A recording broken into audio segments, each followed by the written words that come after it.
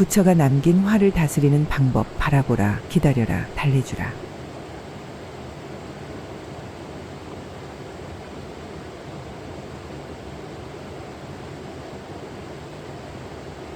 인간의 삶 속에서 분노는 언제나 존재해 왔습니다. 순간적으로 치솟는 감정이지만 그 여파는 오래 지속될 수 있습니다. 부처는 화를 다스리는 심오한 지혜를 바라보라, 기다려라, 달래주라 라는 간결한 문장으로 전달했습니다. 이 세 가지 단계를 통해 분노의 감정을 건강하게 다루는 방법을 살펴보겠습니다. 화의 본질 이해하기. 화는 단순히 부정적인 감정이 아닌 강력한 에너지입니다. 생존을 위한 본능적인 반응으로서 우리의 경계가 침범당했거나 가치가 존중받지 못했을 때 자연스럽게 발생합니다. 대부분의 사람들은 화가 날 때 두 가지 극단적인 반응을 보입니다. 하나는 감정을 억누르고 참는 것이고 다른 하나는 통제 없이 분출하는 것입니다. 그러나 부처는 이 두 가지 모두 화를 다루는 지혜로운 방법이 아님을 가르쳤습니다. 진정한 해결책은 화의 존재를 우선 인정하는 것에서 시작합니다. 화가 난다는 것은 인간으로서 자연스러운 경험입니다. 이것을 부정하거나 죄책감을 느끼는 대신 화가 나고 있다는 사실을 있는 그대로 받아들이는 것이 첫 번째 단계입니다. 바라보라, 화를 객관적으로 관찰하기. 부처의 첫 번째 가르침은 바라보라입니다. 이는 감정에 휩싸이는 대신 한 걸음 물러서서 화를 객관적으로 관찰하라는 의미입니다. 마치 강물이 흐르는 것을 강둑에서 바라보듯이 화라는 감정을 나와 분리하여 바라볼 수 있습니다. 화가 났을 때 우리는 종종 그 감정과 자신을 동일시합니다.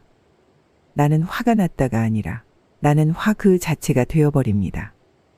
그러나 부처의 가르침에 따르면 화는 단지 우리 안에 일어나는 현상일 뿐 우리 자신의 본질은 아닙니다.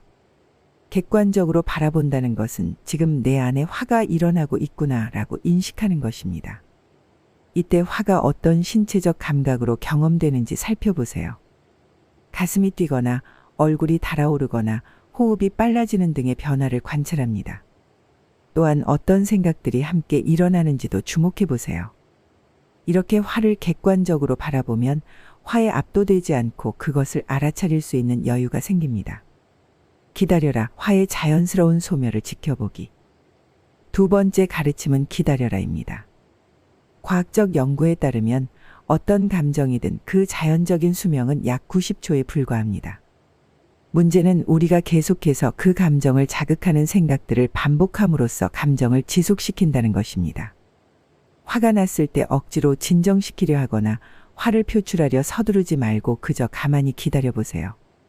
마음속에서 일어나는 파도가 자연스럽게 잦아들기를 기다리는 것입니다. 이는 감정을 억제하거나 부정하는 것이 아니라 그것이 자연스러운 과정을 거쳐 변화하도록 허용하는 것입니다. 명상가들은 이러한 과정을 파도 타기에 비유합니다. 파도가 올라오면 저항하지 않고 함께 올라갔다가 자연스럽게 내려올 때 함께 내려오는 것처럼 감정의 파도에 저항하지 않고 그 과정을 지켜보는 것입니다. 이렇게 하면 감정의 강도가 서서히 약해지는 것을 경험할 수 있습니다. 달래주라, 자기 연민과 이해로 화를 보듬기. 세 번째 가르침은 달래주라입니다. 화는 종종 깊은 내면의 상처나 충족되지 않은 욕구에서 비롯됩니다. 부처는 화를 마치 보살핌을 간절히 바라며 우는 아기와 같다고 표현했습니다. 아기가 울 때 그 울음소리를 무시하거나 더 크게 소리 지르는 것이 아니라 무엇이 필요한지 살피고 달래주듯이 화난 마음도 그렇게 대해야 합니다. 화가 난 자신을 비난하거나 판단하지 말고 자비롭게 바라보세요. 지금 내가 화가 난 것은 당연해. 이런 상황에서는 누구라도 화가 날 수 있어 라고 스스로에게 말해주세요. 이러한 자기 연민의 태도는 화를 더 빨리 가라앉히는 데 도움이 됩니다. 또한 화의 원인을 외부가 아닌 내면에서 찾아보세요. 우리는 흔히 저 사람 때문에 화가 났다고 생각하지만 실제로는 우리 내면의 기대, 욕구, 가치관이 충족되지 않았기 때문에 화가 나는 경우가 많습니다. 화의 진짜 원인을 이해하면 그것을 더 효과적으로 다룰 수 있습니다. 화 속에 숨겨진 욕구 발견하기. 부처는 우리가 상대방에게 화를 내는 모습이 사실은 상대방에게 기대고 싶은 마음의 표현이라고 가르쳤습니다.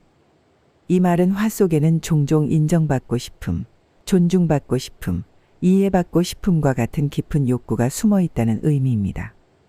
예를 들어 약속 시간에 늦은 친구에게 화가 날 때 그 화의 이면에는 나는 존중받고 싶다는 욕구가 있을 수 있습니다. 배우자가 집안일을 돕지 않아 화가 날 때는 나는 지원과 협력을 원한다는 욕구가 숨어 있을 수 있습니다.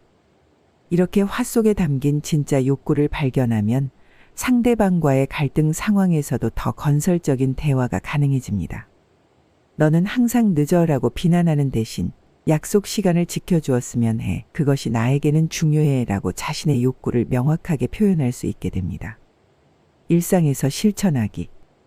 부처의 가르침을 일상에서 실천하려면 꾸준한 노력이 필요합니다. 화가 일어날 때마다 바라보고 기다리고 달래주는 과정을 의식적으로 연습해 보세요.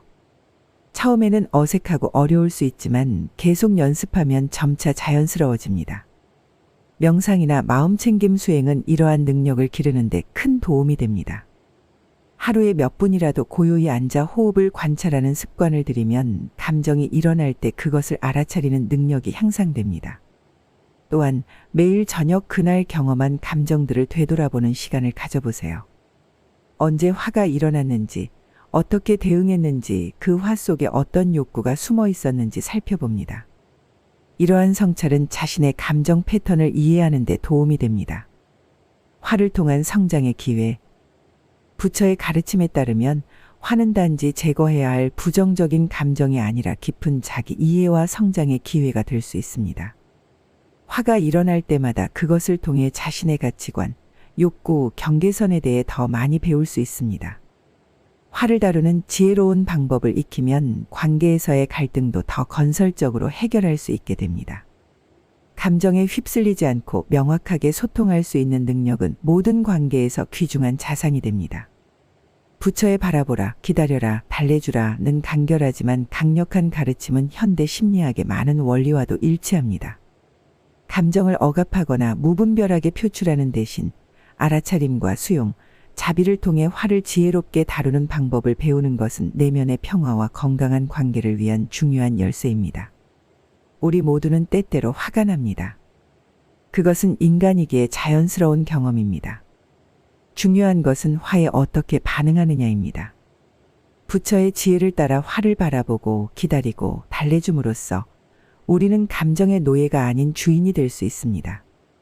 그리고 이러한 과정을 통해 화는 자연스럽게 사라지고 더 깊은 이해와 평화가 그 자리를 채우게 될 것입니다.